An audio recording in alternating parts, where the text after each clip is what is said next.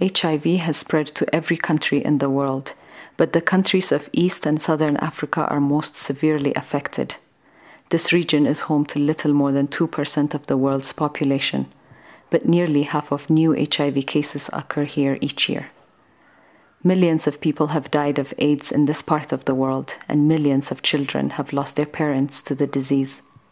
This calamity has been attributed to many things, including poverty, prostitution, conflict, migration, and lack of education and knowledge. Are these assumptions true? You see, all the factors that you mentioned contribute to the epidemic. However, they can't entirely explain the high HIV rate in this part of the world, in Africa. For example, sex work is everywhere in the world. You can get sex workers in Asia, Europe, and America, often in greater numbers than in Africa. And studies from southern African countries showed that men there aren't especially likely to visit sex workers as compared to other men in the rest of the world. Poverty is one of the factors that we should consider in HIV transmission. Poverty is an important factor, and it makes dealing with HIV very difficult. But the relationship between poverty and HIV is complicated, as you know.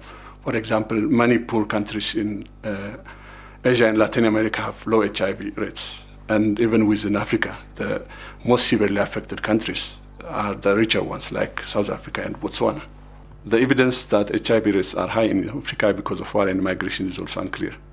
In fact, none of these factors in themselves seems to explain why HIV rate is high in Eastern and Southern Africa.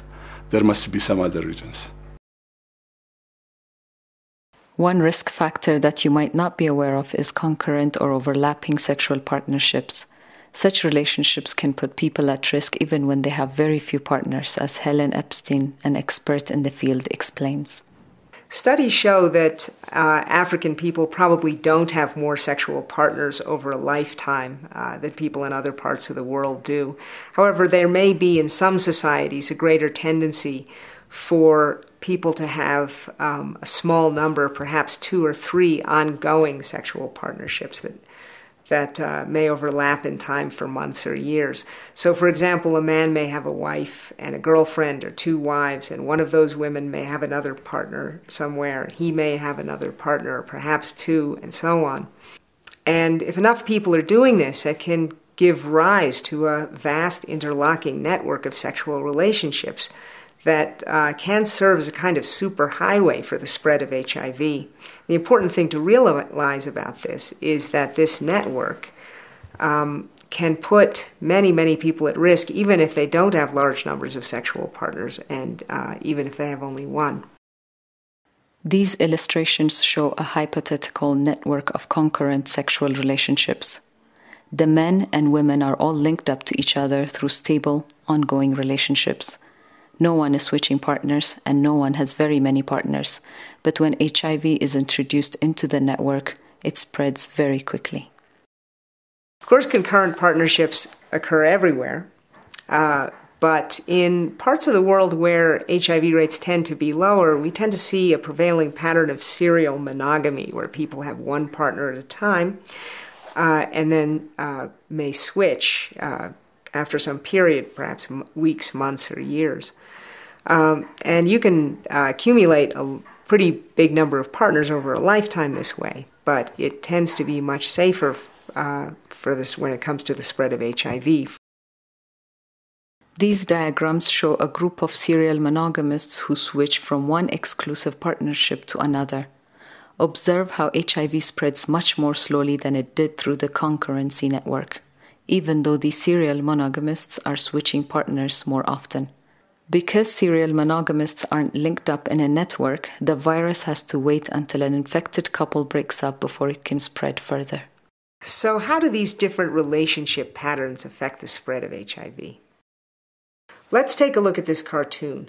At the beginning, both groups have no HIV, but over time, the concurrency group has significantly more infections compared to the serial monogamy group. In this way, concurrency allows HIV to spread as though it were on a superhighway.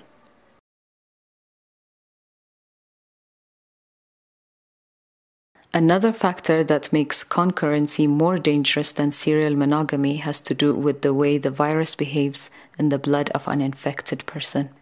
Right after a person becomes infected with HIV, the virus reproduces very rapidly in the blood for about a month. At this time, the number of viruses, or what doctors call the viral load, is very high. Then the person's immune system starts fighting the virus. Antibodies, which are Y-shaped molecules and so-called killer cells, attack the viruses and manage to kill some of them, bringing the viral load down. Viral load is important because the more virus there is in the blood, the more likely someone is to spread the virus to someone else. This means that people are very infectious in those weeks or months right after they have been newly infected themselves. It's important to know that most HIV tests detect antibodies to HIV, not the virus itself. So during this early, highly infectious phase, a person won't even show up positive on a test. The viral load increase right after infection is important because it makes concurrency even more dangerous compared to serial monogamy. With concurrency, high viral load is sustained as the virus spreads through the network from one person to another. When this man becomes infected, he will pass the virus on to this woman right away while his viral load is still high. This woman, now newly infected, will sleep with her other partner when her viral load is still high, heightening the risk of transmission in that relationship. This man, in turn, is sleeping regularly with 3 other women, and he is likely to sleep with each of them when his viral load is still high, so he is very likely to infect all 3 of them, and so on. If our serial monogamous couple gets infected, they will stay with each other for months or years, by which time they will have passed through the period of high viral load. When they break up, they will be much less infectious, and thus less likely to pass the virus on to their new partners. Multiply this pattern across a whole population, and we can see how HIV prevalence would be much lower. Now that we know about the concurrency superhighway, what can we do about it? And how can we protect ourselves from HIV infections?